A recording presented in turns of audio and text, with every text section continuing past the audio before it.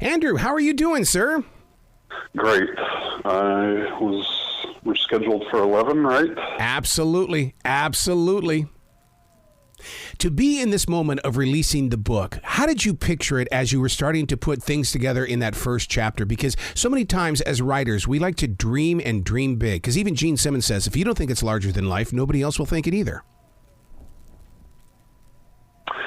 Putting together the first chapter, Yes, sir. Well, I actually put it together kind of all at once.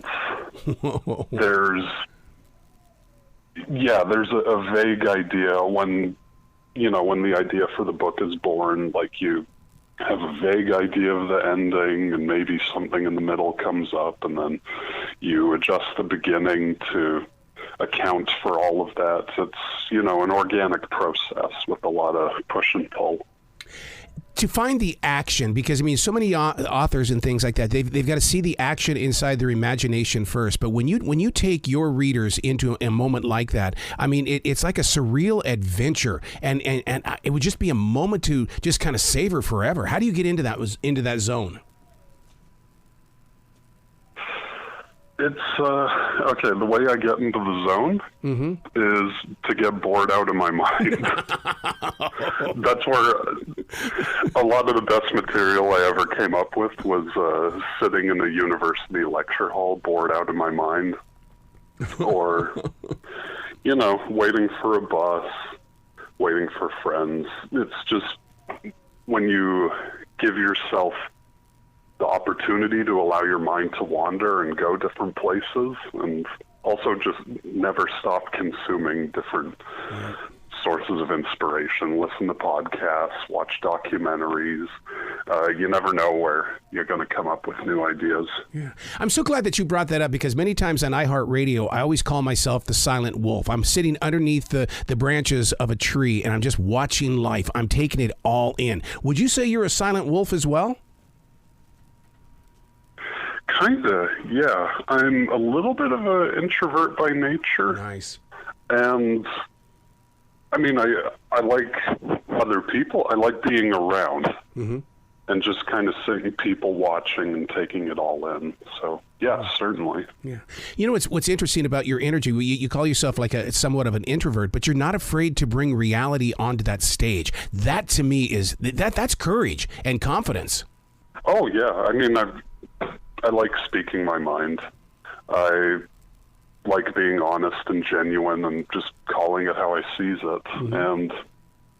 And, beyond, it's a wacky, fantastical world set in the afterlife, and it's got ghosts and spooks. But, it's a grim reality of the real world. It's holding up this big mirror and showing, like, okay, here's some of the flaws and warts and all of the world we live in. Yeah, that's one thing I'm not afraid of, is the afterlife. If you could see this studio, I've got ashes, I've got Native American spiritual tools in here. It's that, and maybe that's the reason why I'm so drawn to your writing and the way that you bring your graphic novels together, is the fact that it's like, yes, this is someone who speaks my street. It's, yeah, I like taking all different cultures and imagery and pulling inspiration. So beyond, I'd say primarily the afterlife is maybe inspired by Beetlejuice. just the different colors and all these different people of different backgrounds kind of being crammed together. But certainly it's like, okay, how can I take inspiration from Hinduism? How can I take inspiration from Christianity? And just kind of take all the parts that I think are the most interesting from all of them. And it's like, well, yeah, there's truth in all of it. That's so funny you bring that up, because, being down here in the South, the southern part of the state, this is Bible Belt country. People always ask me, so what do you study? I said, I study it all. And now I'm on the phone with Andrew, who also studies it all. He's very much aware of what's around us. Yeah, I like the world. Yep. And I like history, and I like science. It's, my advice for readers would be never stop learning, never stop growing, always be curious, always kind of fan the flames of that inner child of yours. When you bring a story like this together, a graphic novel to me is so far greater than a comic book, only because I don't want the comic book to end. Yes, a graphic novel does have an ending, but I have something larger than life that I'm holding. How long does it take to put something like this together? Because, it is a very long form story. Yes, I worked on it between 2015 and 2017. Oh my God. And during that time, it was basically a full-time job during that period. I was a really lousy student, by the way. And yeah, it takes a lot of commitment, and you do reach a wall at some point, but it's about having a good work schedule and just commitment, really. You don't see drawing as a profession. You still see it as a hobby. That's really interesting. Yeah, even though I work drawing all day. I work for an animation studio. I got my side gig making webcomics and doing commissions online. So I live and breathe art, but it's kind of, if you do what you love, then you're not going to work a day in your life. So true. So true. I have an iHeartRadio channel that's called Creativity is the Addiction. Do you believe that it's an addiction? Oh, for me, certainly. I am a bit of a workaholic. Yep. I'm a bit of a workaholic, and I definitely need to find a better work-life balance. I need to make time for other hobbies, but, it's not the worst position for me to be in. Right. Yeah, because like you said, you're doing what you love. That's like me in radio. I've been in this business for 44 years, and people go, when are you going to retire? And I said, I'm not telling that 14-year-old kid inside of me that I'm going to retire. That kid still has fire. Oh, no. Yeah, if you still have that passion and drive, hold on to that and don't let go. Would you say, Andrew, that you are a pioneer in the way of doing web comics? Because when I was growing up, there was no such thing as web comics. Me? I'd say I'm like the second generation of webcomic artists.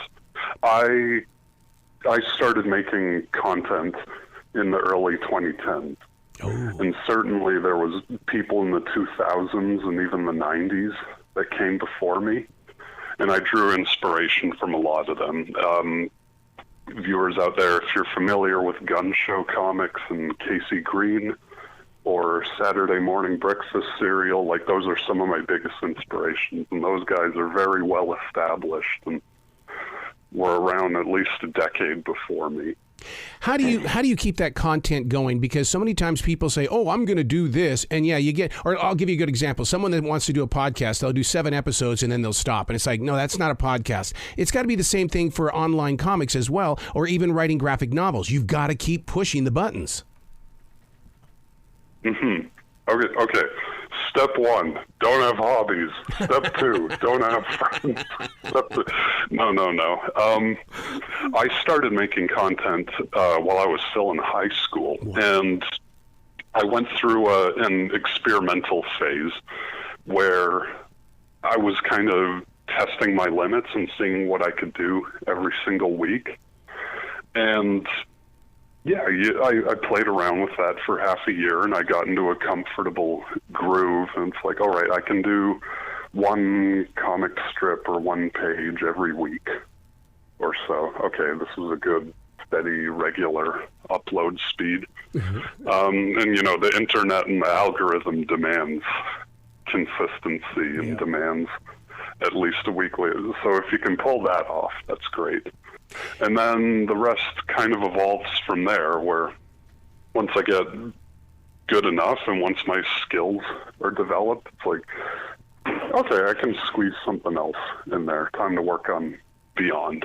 See, this is every bit the reason why I created View from the Writing Instrument on iHeartRadio. And the reason being is because we get to read your words, we get to see the pictures that you paint, but we don't get to hear your story. And today you're sharing that. And that's because I want listeners to go, oh my God, I live his life, but I hide all the stuff that I create.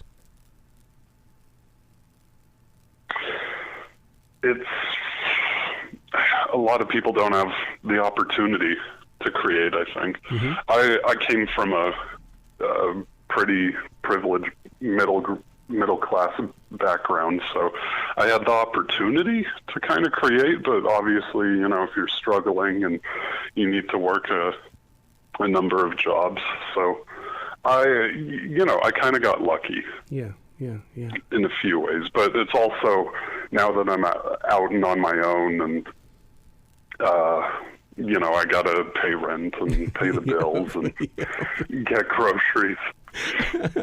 You gotta put on your big boy pants. yeah, not a kid anymore. I'm more sympathetic to other people, I guess, but I got a good start. Yeah. I got a good start, and then I was able to establish myself. I had the breathing room and the wiggle room to experiment with art, and then that's kind of propelled me in the position I am now. Oh, I love where your heart is. Where can people go to find out more about you, to support you, to give you love? Because knowing you probably have things that they can purchase and they can add to their own personal lives. Yes, I have the books, obviously. People can buy Beyond. Everything you need to know about me can be found at jollybiscuit.com. I have a store page where you can find my books and some prints and posters. I have an about page with all my social media and all the different places you can read my comics.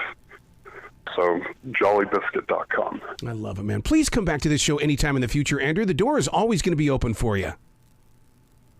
Absolutely. I'm working on a science fiction, so fingers crossed I can maybe get that done within the year. All right, man. I expect to have that phone call. Absolutely. All right, man. Will you be brilliant today, okay? You too. Yeah, take care.